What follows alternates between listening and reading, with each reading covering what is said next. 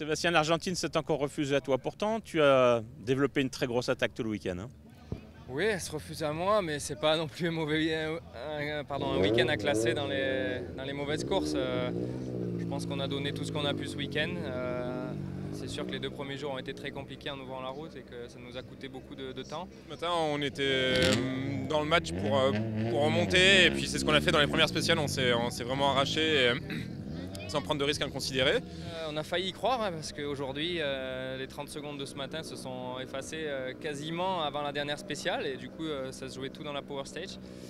Et donc c'est sûr qu'à ce moment-là, on s'est dit que l'exploit était réalisable, mais finalement non, parce que Hayden a fait une super spéciale dans la Power. Il a pris tous les risques et franchement, il fait un très très bon chrono. Et dans la dernière, les conditions devenaient vraiment compliquées. Il y avait des gros cailloux et des gros rails qui s'étaient creusés. On a été peut-être un peu trop prudent avec la voiture.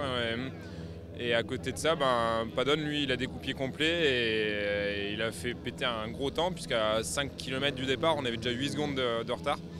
C'était une spéciale ultra cassante. J'ai rarement vu El Condor aussi cassante. Et c'est clair que j'ai été trop à l'écoute de la voiture, trop pensé au championnat et pas faire n'importe quoi, pas jouer à tout ou rien dans une spéciale où tu as quand même beaucoup de chances que la voiture ne tienne pas le choc si tu attaques à fond. Et en tout cas, lui, il a tenté le pari, il l'a réussi et bravo à lui.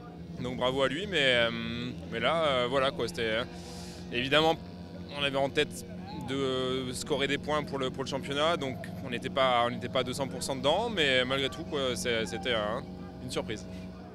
On ne retiendra pas la frustration du balayage, mais par contre, on va retenir que tu fais une très belle opération au championnat. Exactement, non, pour une fois, si on peut éviter de parler de balayage, c'est bien, même si effectivement, si on voulait parler du week-end, on n'aurait pas trop le choix, difficile à éviter. Mais au championnat, ouais, c'est une super opération.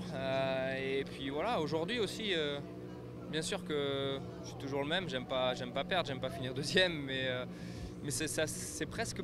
Bon, c'est clairement plus facile à accepter aujourd'hui de se faire battre comme ça, à la régulière dans la dernière spéciale où on avait les mêmes conditions entre les mains, il a juste fait la différence derrière le volant.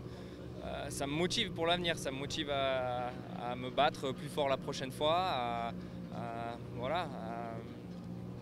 Je pense que c'est une preuve que quand on nous laisse nous battre sur des conditions égales, c'est là que les rallyes sont les plus excitants.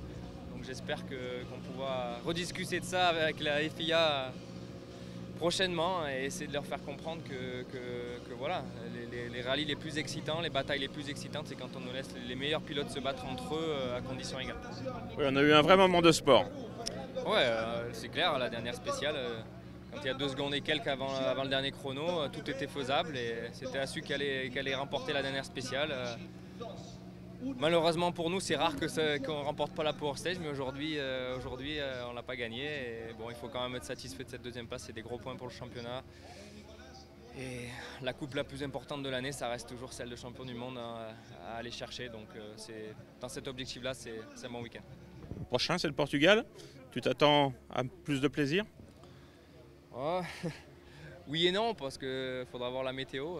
On va une fois de plus ouvrir la route et ça risque d'être en tout cas un rallye très pénalisant une fois de plus. Après, voilà, Hayden par contre sera deuxième au championnat maintenant, donc partira juste derrière nous, n'aura pas un très gros avantage. Donc voilà, l'objectif ça sera avant tout de le battre lui. Après pour ce qui est de Jari Matti par exemple ou de Chris qui vont partir, je sais pas, 8, 10 sur la route. Là forcément si le terrain est sec, on aura peu de chances de rivaliser avec eux.